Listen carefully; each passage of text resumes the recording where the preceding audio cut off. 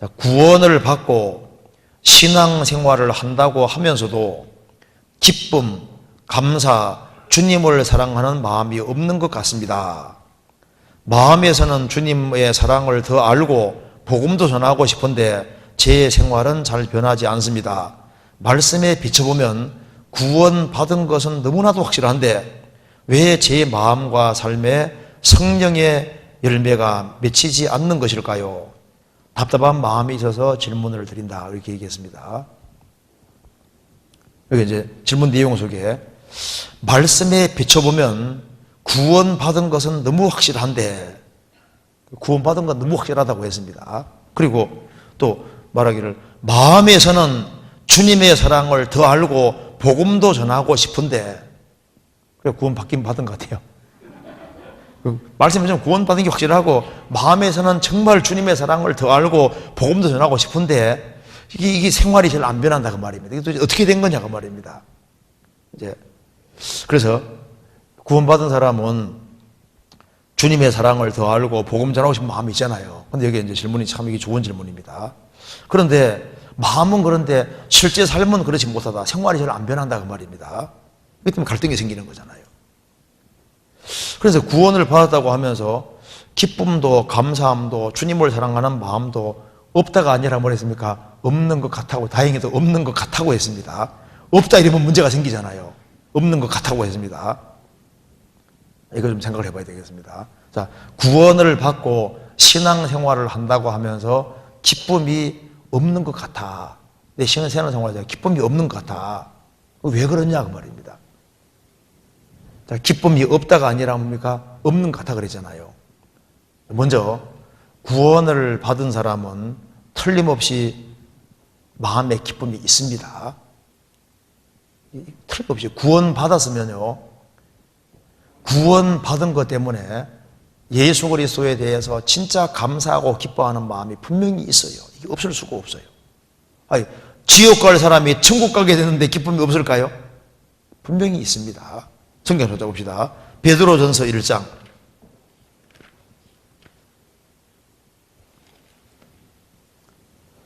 8절 9절입니다.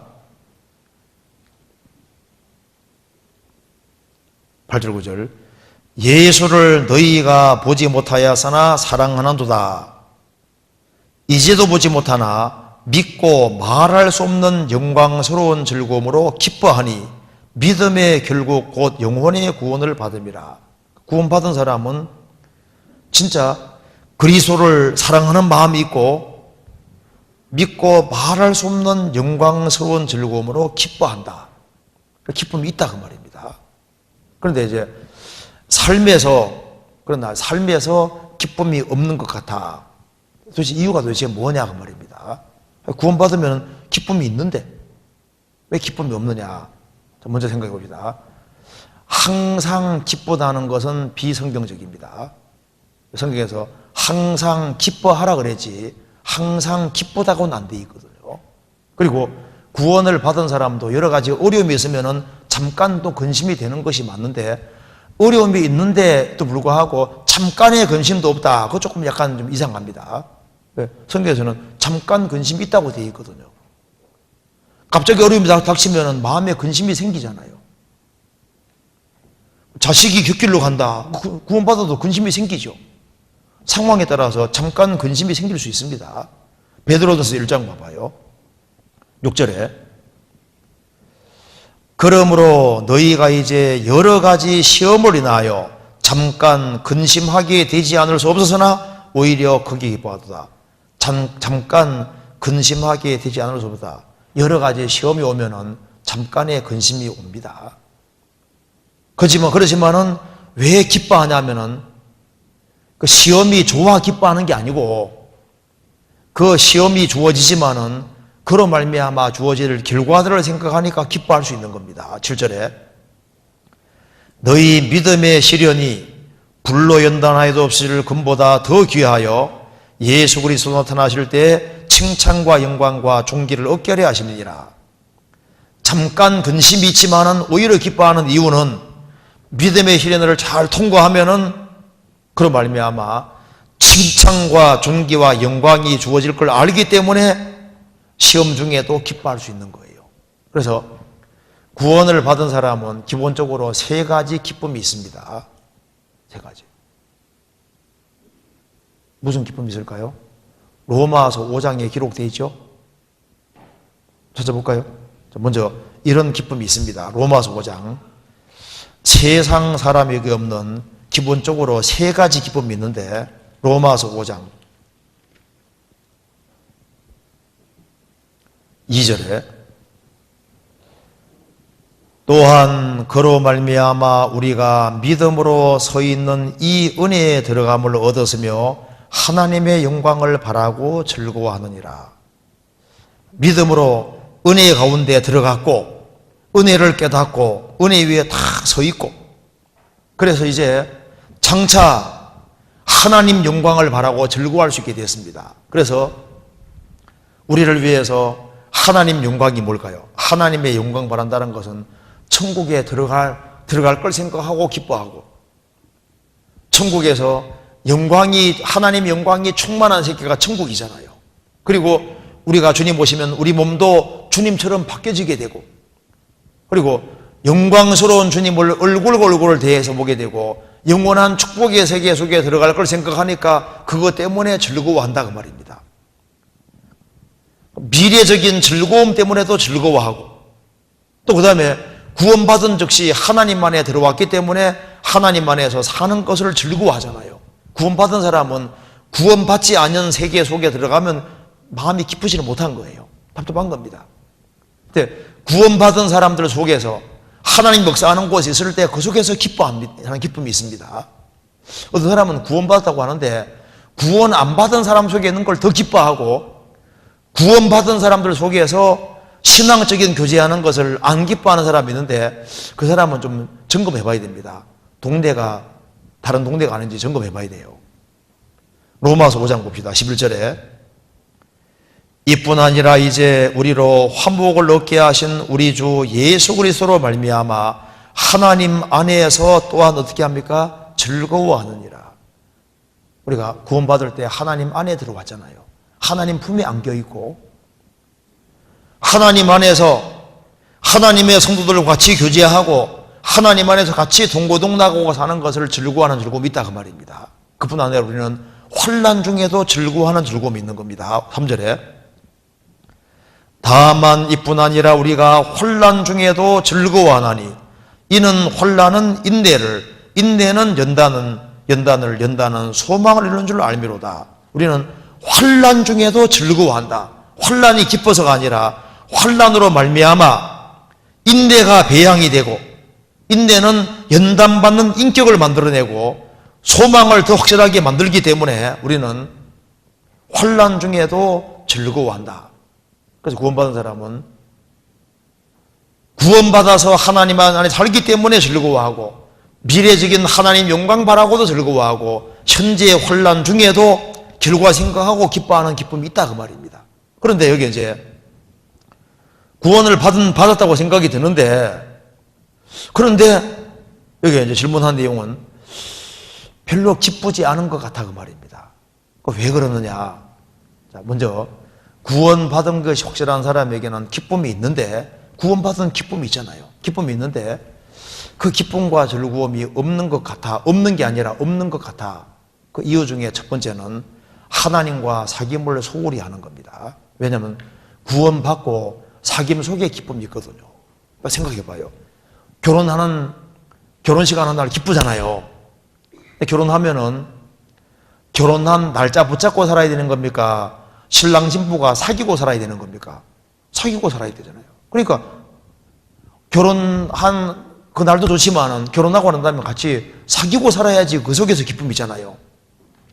구원받은 날 기쁘잖아요. 기쁜 날 주 나의 다시선 날. 구원받고 난 다음에는 그다음 어떻게 해야 됩니까? 우리를 구원해 주신 주님과 같이 사귀고 살아요. 사귀고. 사귐 속에 기쁨이라는 게 있잖아요. 그래서 성경이 이렇게 말했습니다. 요한일서 1장 보시겠습니다. 기쁨이 꺼지는 이유는 첫째, 하나님과의 사귐을 소홀히 하는 겁니다. 요한일서 1장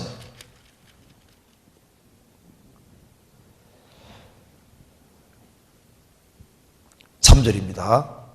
우리가 보고 들은 바를 너희에게도 전함은 너희로 우리와 사귐이 있게 하려 함이니 우리의 사귐은 아버지와 그 아들 예수 그리스도와 함께 함이라. 그 다음 읽겠습니다.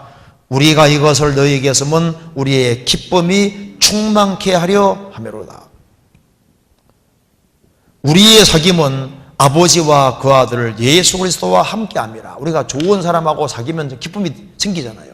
사귐 속에 정말 기쁨이 있는데 하나님 아버지와 그 아들 예수 그리스도와 함께 사귐이 있을 때 그 사귐 속에는 기쁨이 있다 그 말입니다. 그래서 이 부모 결혼하고 이제 자식이 태어났으면은요 아버지 어머니하고 이제 잘 사귐이 되면 그것은 기쁨이잖아요. 그런데 이 기쁨이 그럼 언제 꺼지느냐? 5절에 우리가 저희에게서 듣고 너희에게 전하는 소식이 이것이니 곧 하나님은 빛이시라 그에게는 어둠이 조금도 없으시니라.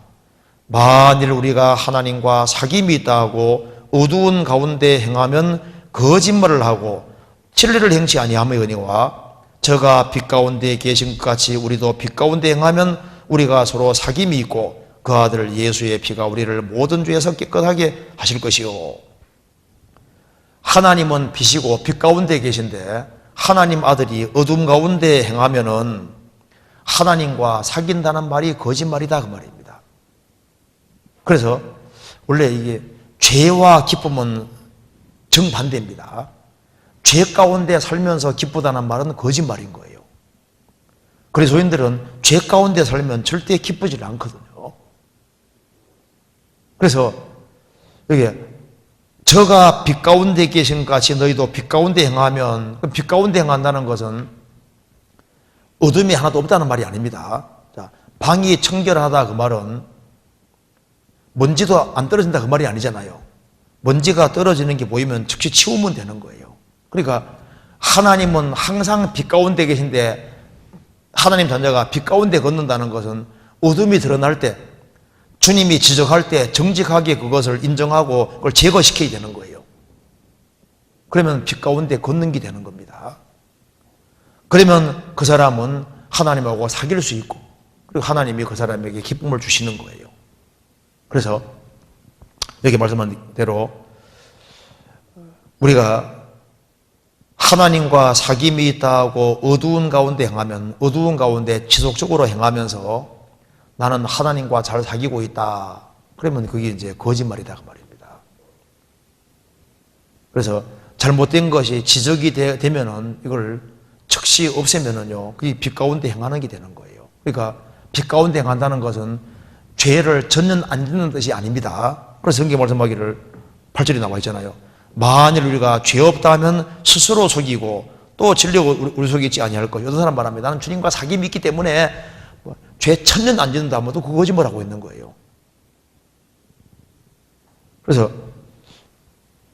생활 속에서 죄가 올라오는데 지적을 받을 때 그것을 인정하고 즉시 돌이키면은 계속 빛 가운데 있는 것이 되고 부모 자식 사이에서도 자식이 잘못된 것이 드러나면요 아버지가 지적하면 자식이 고치면은 또 사귐이 또 되잖아요.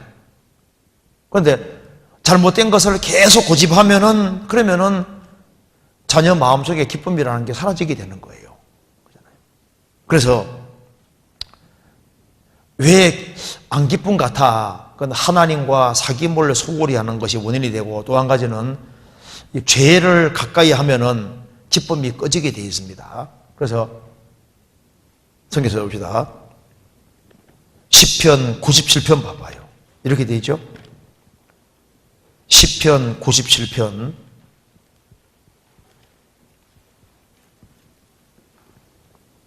이것을 봅시다. 자, 9절 10절을 한번 같이 읽어보겠습니다. 여호와여 시편 97편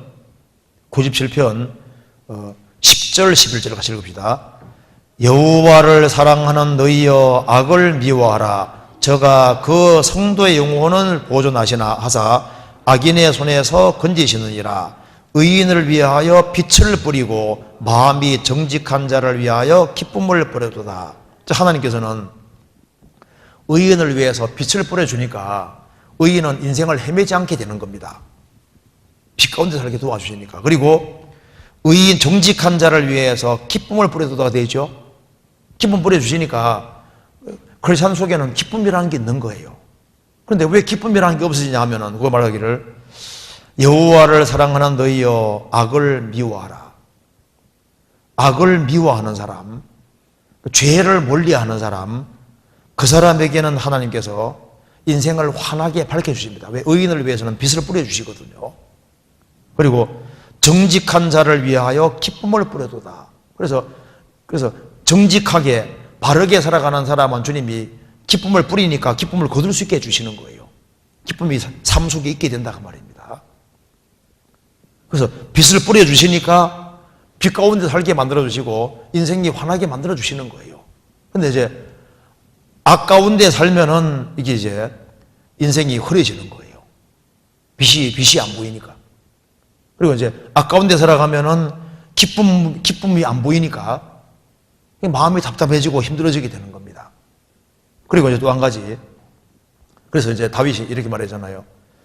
구원을 받았을 때 구원의 즐거움이 있는데 다윗이 죄를 지었을 때 구원의 즐거움이 깨져버리죠.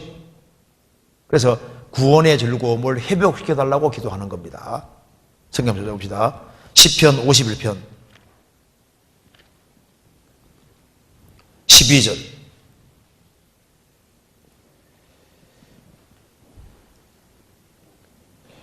주의 구원의 즐거움을 내게 회복시키시고 자원하는 심령을 주사 나를 붙드소서.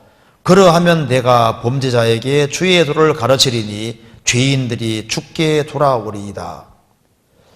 구원받은 사람은 죄를 지으면 구원이 없어지는 것이 아니라 뭐가 없어집니까? 주의 구원의 즐거움을 내게 회복시키시고 구원의 즐거움이 깨져버리는 거예요. 구원받은 사람이 죄 지으면 구원이 없어지는 게 아니라 뭐가 없어진다? 구원의 즐거움이 깨져버려요. 그래서 주의 구원의 즐거움을 내게 회복시켜 주십시오. 그래서 죄에서 철저히 돌이킬 때 구원의 즐거움이 회복이 되고 자원하는 심령을 주사 나를 붙들어서 그러면 내가 범죄자에게 주의 도를 가르치리니 죄인들이 죽게 돌아오리이다. 그런데 이런 경우가 또 있습니다. 구원을 받아서도 받은 건 확실한 것 같은데 그렇게 기쁘지 않은 것 같아. 근데 그게 이제 예외적인 경우가 있는데요. 성품상 다른 사람보다 기뻐하는 하고 즐거워하는 것이 적은 사람들이 드물게 있습니다. 특별히 죄 짓는 건 아닌데 다른 사람보다 좀 기뻐하고 즐거워하는 부분 자체가 굉장히 약한 사람이 드물게 있어요. 그게 이제 가정 백그라운드 때문에 그럴 수 있거든요. 약간 이제 기질적으로 좀 우울한 기질이지 않습니까? 그런 기질이 있는 사람이 있어요. 그래서 나 구원받은 게 확실한데 아무리 봐도 그게 안 기쁜 거예요. 그게 기쁘지 않은 겁니다. 그래서 이제 이 가정적으로 무슨 이제 고리가 생겼다든가 어릴 때부터 자라오면서 무슨 가정적인 환경에 무슨 큰 어려움이 있었다든가 뭐 사랑을 받지 못했다든가 무슨 어떤 백그라운드가 있기 때문에 그래서 구원 받긴 받았는데 아무리 봐도 다른 사람하고 좀 다르다고 말입니다. 그래서 이제 갈등하는 사람이 예외적으로 있는 경우 있습니다. 그리고 또 한 경우는 누가복음 7장에 보면은 이제 예수님 말씀하시기를 우리나라 바꾸면은 1,500만 원 빚진 사람하고 150만 원 빚진 사람이 있는데 둘 다 못 갚아서 탕감해 줬다. 그럼 누가 갚아준 사람 사랑하겠느냐 하니까 제 생각에는 많이 탕감받은 자니이다 라고 베드로가 대답했잖아요. 예수님 말씀하시기를 내 판단이 옳다도 하시면서 이렇게 말했습니다. 사함을 받으니 적은 자는 어떻게 한다고요? 적게 사랑하느니라. 그래서 죄를 많이 지고 죄 때문에 고민을 많이 하다가 용서를 깨우친 사람은 아주 감사가 남보다 너무 클 수 있잖아요. 종교 생활을 오래 하고 죄에 시달리다가 구원받은 사람은요 기쁨 자체가 달라요. 그런데 뭐 교회 생활 별로 한 것도 아니고 평범하게 살아왔는데 그러다가 이제 하나님 말씀 듣고 죄인인 걸 알고 이제 구원을 받았는데 그래서 특별하게 뭐 많은 죄를 짓고 살은 것도 아니고 그냥 평범하게 살았으니까 고맙긴 고마운데 남들보다는 항상 고마움과 감사가 이게 적을 수 있기 때문에 그것 때문에 스트레스 받는 사람도 있다 그 말입니다. 이거 원인은 여러 가지가 있을 수 있는 거예요. 어쨌든 간에 이제 구원을 받았을 때 기쁨이 있는 게 이게 정상인데 예외적으로 그런 케이스가 있을 수 있거든요. 그리고 이제 보통 평이하게 살아온 사람들은 남들보다 기쁨이 그렇게 크지 않은 그런 경우는 있을 수 있는 겁니다. 그런 게 있을 수 있어요. 그리고 이제 또 한 가지는 이제 구원을 받고 신앙생활을 한다고 하면서도 기쁨과 감사함, 주님을 사랑하는 마음이 없는 것 같습니다. 이 같습니다라고 생각이 다행입니다. 감사함이 없다 이러면 감사함이 없을 수가 없죠. 없는 것 같습니다. 감사함이 있어요. 구원받은 게 확실한 사람은 감사한 마음이 있습니다. 그리고 여기 말하기를 마음속에 주님의 사랑을 더 알고 복음 전하고자 하는 마음이 있다 그랬잖아요. 마음에 감사함이 있습니다. 그래서 은혜를 받으면은 감사가 있게 돼 있는 거예요. 감사가 적은 것은 은혜를 적게 받고 있다는 얘기가 될 수 있는데 그럼 은혜는 누구에게 내려옵니까? 겸손한 자에게 은혜가 있다 그랬잖아요. 그래서 지금보다 마음을 좀 더 낮추고 그리고 마음을 더 낮추면요 감사할 것이 얼마나 많은지 알게 됩니다. 우리가요 기뻐할 것이 얼마나 많은지 알 수 있는 거예요. 구원받은 거 하나하나 때문에 얼마나 감사하고 얼마나 기뻐할 것이 많은지 알 수 있는 겁니다. 그래 마음을 낮추면요 모든 것이 감사 조건이 되는 겁니다. 그러니까 이런 별로 감사하는 마음도 없는 것 같다. 그러면 이것은 특별히 환경적으로 무슨 낮아지는 상황 같은 게 하나도 안 생기든지 너무나도 삶이 평이하든지 자식을 다 키워서 뭐 특별히 힘들 일도 없다든가 뭐 이렇게 하니까 무덤덤하게 되는 그런 게 있을 수 있잖아요.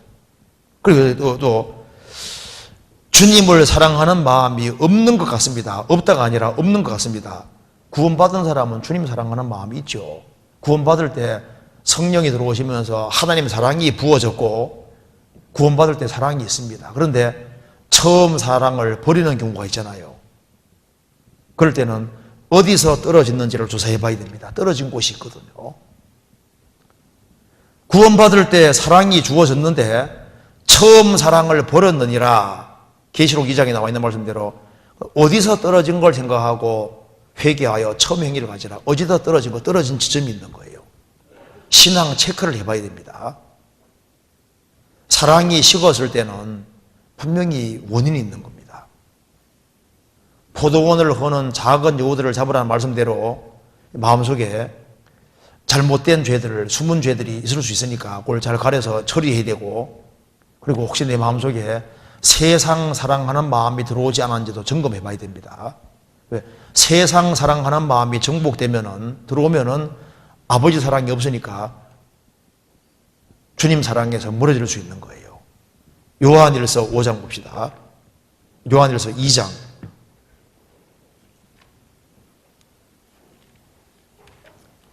요한일서 2장 15절.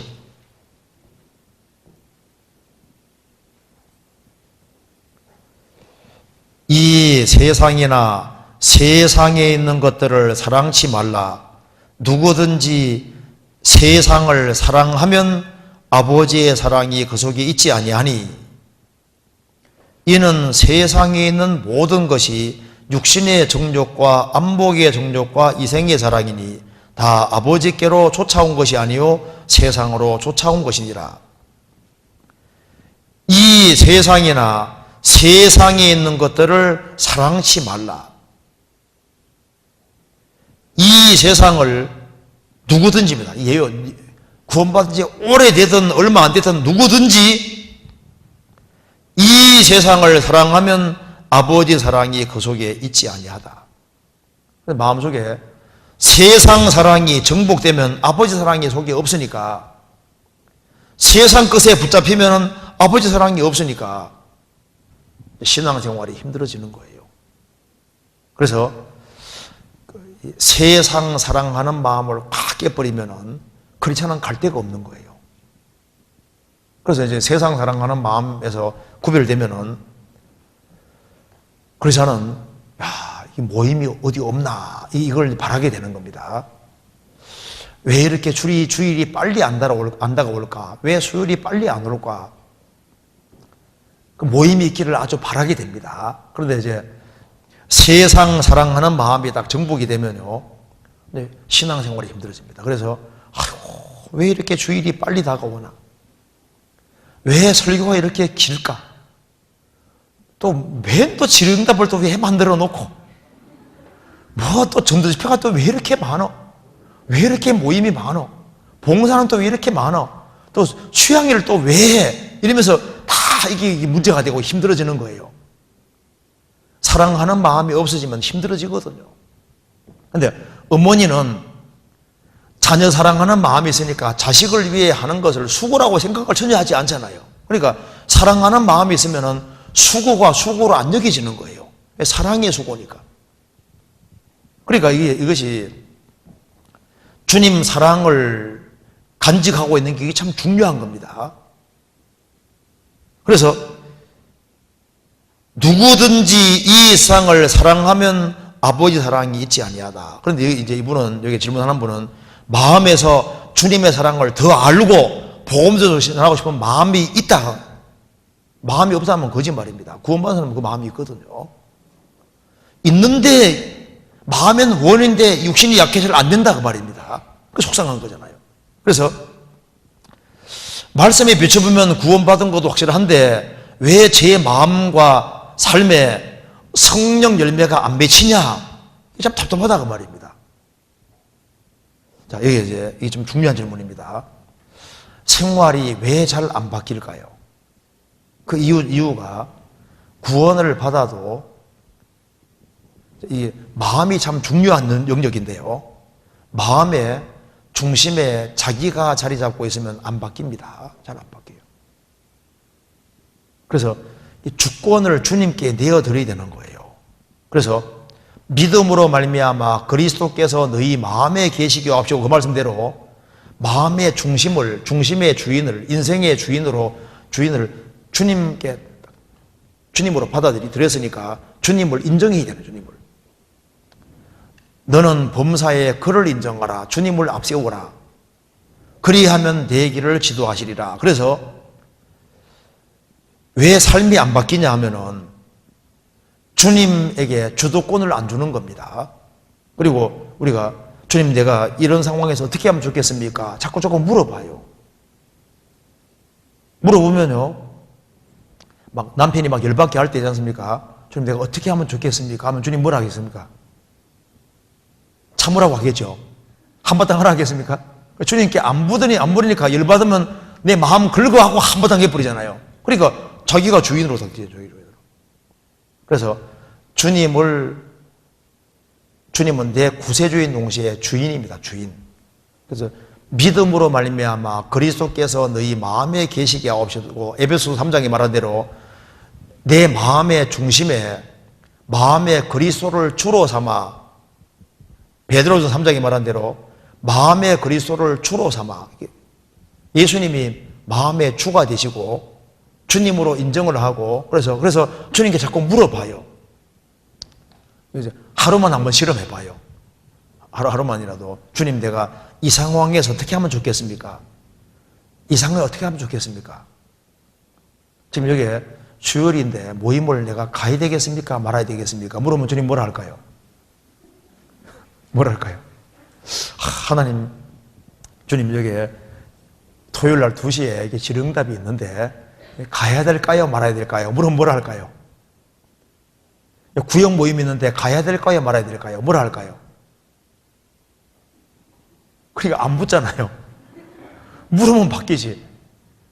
그래서 아이고, 우리 자식이 막 말썽을 부리는데 어떻게 할까요? 어떻게 대할까요? 물으면요, 주님이 지혜를 주신다니까요. 너는 범사에 그를 인정하라. 그리하면 내 길을 지도하시리라고 말씀하시잖아요. 그런데 여기에 그렇게 하다가 잊어먹잖아요. 그죠? 그러니까 성경 말씀하기를 경건에 이르기를 어떻게 하라고요? 연습하라. 경건에 이르기를 연습하라. 연습이라는 게 필요한 겁니다. 노력이라는 게 필요한 거예요. 어느 사람 말합니다. 나는 안 변해요. 이게 아니고 변하지 않으려고 버티는 겁니다. 나는 남편에게 순종이 안 돼요. 순종이 안 되는 겁니까? 안 하는 겁니까? 안 되는 게 아니고 안 하는 겁니다. 하기 싫은 거예요. 어느 사람 말합니다. 주님이 주일날 교회에 나가게 하시면 나갈게요. 말이 맞아요, 틀려요? 다른 데는 놀러 다 가면서 주님 핑계 대는 겁니다. 나는 이게 욕하는 게 나는 안 고쳐져요.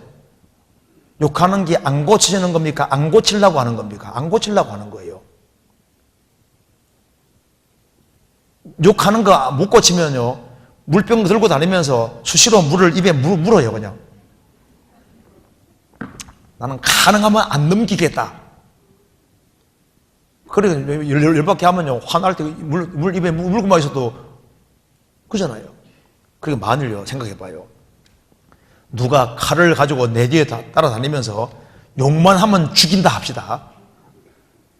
그럼 욕합니까? 안 하잖아요.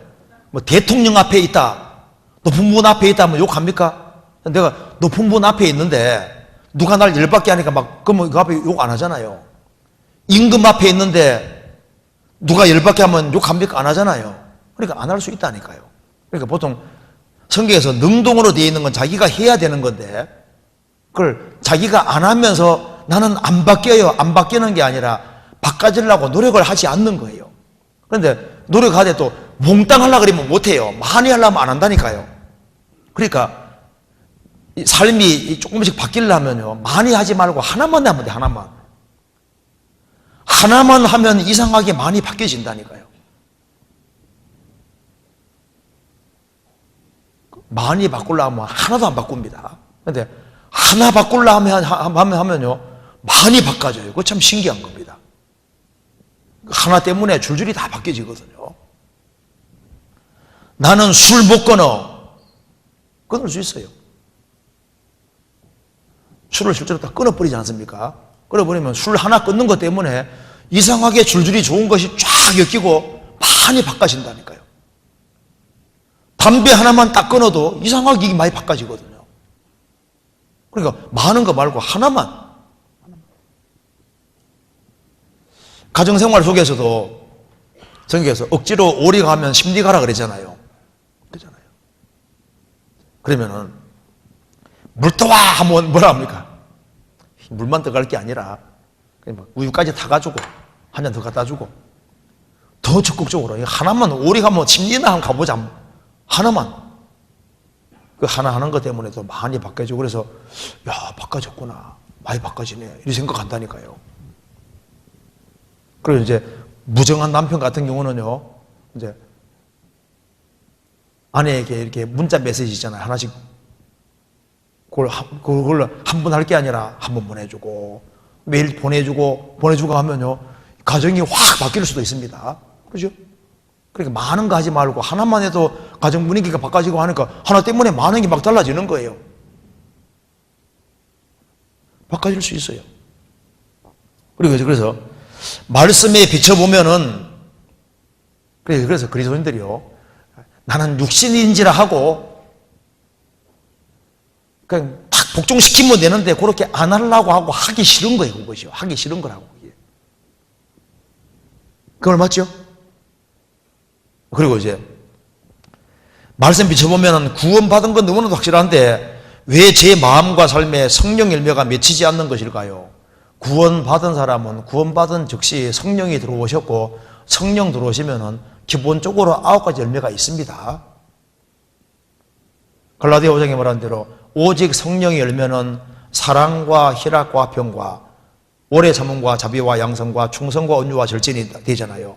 이 같은 것을 금지할 법이 없느니라. 근데 이것이 하나님과 관련해서 3개, 이웃과 관련해서 3개, 자기와 관련해서 3개로 분류가 되는 겁니다. 그래서 봐요. 구원받지 아니한 사람은 하나님을 사랑하지 않습니다. 구원받지 아니한 사람은 하나님 안에서 사는 걸 안 기뻐해요. 그리고 하나님과 화평 관계에 있지 못합니다. 그런데 봐요. 구원받은 즉시 그냥 생기잖아요. 성령 열매는 사랑과 하나님 사랑하는 마음이 생겼잖아요. 희락과 구원받고 나면은 하나님 안에 사는 것이 재밌어지고 즐거워지잖아요. 그리고 하나님과 화평, 평화가 이루어졌습니다. 그리고 구원받기 전에는 이웃에 대해서 오래 참지도 못하고 이웃 사람에게 자비 베풀지도 아니하고 이웃에게 선을 행하지 않은 사람이라 할지라도 구원받고 나면은 내 구원이 너무 크기 때문에 이웃 사람에 대해서 오래 참는 마음이 생기게 되어 있습니다. 왜냐하면은 저 사람도 구원받아야 되니까. 저 사람도 구원받아야 되니까 이웃 사람에게 자비 베풀게 돼 있고 이웃 사람에게 어떻게 하든 간에 선을 행해서라도 구원시키려고 하게 돼 있잖아요.